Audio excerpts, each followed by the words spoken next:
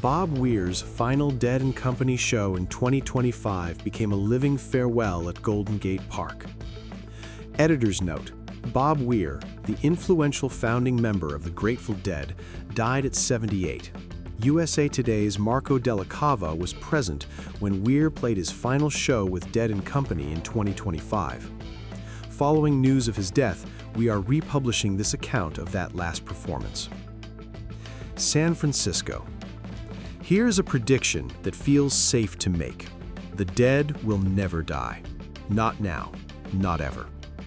60 years after the Grateful Dead first emerged from this famously psychedelic city, their endurance no longer depends on who is standing on stage. What has lasted, and what continues to pull tens of thousands of people together, is something less tangible and far more durable: the vibe. The music, of course, creates that atmosphere. Its free-flowing jams, open-ended structures, and communal spirit summon a devoted tribe wherever it is played. But by now, those songs have proven they can be carried forward by others who understand the ethos and approach them with the right sense of reverence and freedom.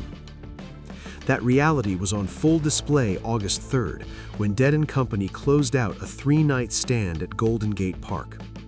The final night was less a goodbye than a reaffirmation that the musical and cultural force first unleashed by the original band will continue well beyond any single lifetime. With founding members Bob Weir on guitar and Mickey Hart on drums at the core, Bill Kreutzmann has retired to Hawaii. Dead & Company delivered 2 expansive sets that kept an estimated 60,000 fans singing, spinning, swaying, and smiling across the Polo Fields. The scene was massive, yet remarkably peaceful, a living embodiment of a line from Scarlet Begonias: strangers stopping strangers just to shake their hand. Much of the credit for that seamless continuity goes to John Mayer, who over the years has taken on the formidable task of channeling Jerry Garcia's role. He has done so not through imitation, but through careful study paired with his own musical instincts. His playing throughout the night, particularly on China Cat Sunflower, Shakedown Street, Deal, and Sugar Magnolia, balanced blues-driven precision with the loose, exploratory flights that defined Garcia's style. Still, the most electric moment of the evening came courtesy of the night's opening act.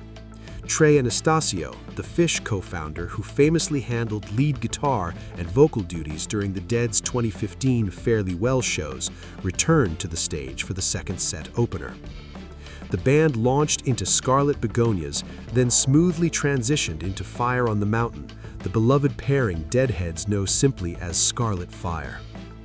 Watching Anastasio step back into that role was to see an artist visibly moved by the moment. When he and Mayer turned to one another for extended dueling solos, the exchange felt less like competition than communion. Had the ground been capable of lifting itself, the Polo Fields might just have done that.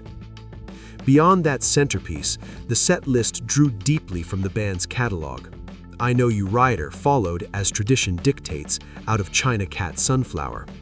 The group also played the Robbie Robertson-penned Broken Arrow, the Weir-Barlow-Midland collaboration Hell in a Bucket, the rootsy throwback Cumberland Blues, and closed the night with the enduring crowd favorite Touch of Grey.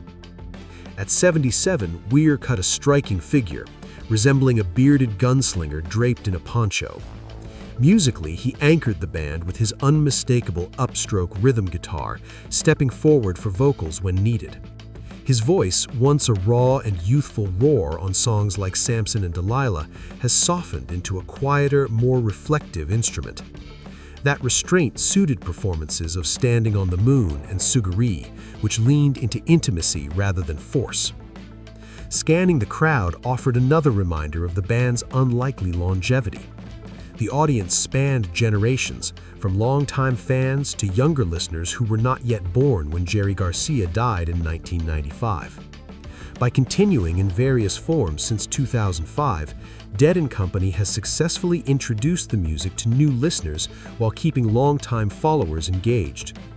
Residencies like the band's visually immersive run at the Sphere in Las Vegas, which paired cutting-edge visuals with a famously kaleidoscopic songbook, have also helped sustain that connection.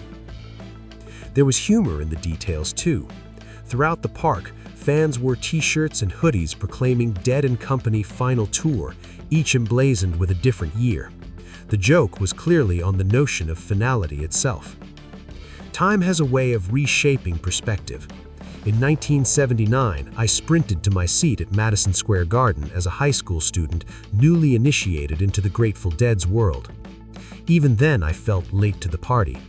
My shelves were already packed with Maxell cassette tapes from legendary shows in 1969 and 1972, and by comparison, 1979 felt like an afterthought.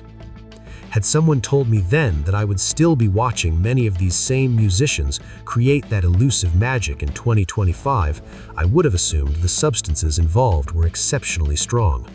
And yet, there we stood. It seems inevitable that one day soon, audiences will gather to hear this music played live with none of the original members present. When that happens, it likely won't matter. The people may pass on, but the songs and the communal spirit they inspire will continue. As the Dead themselves once put it, the music never stops.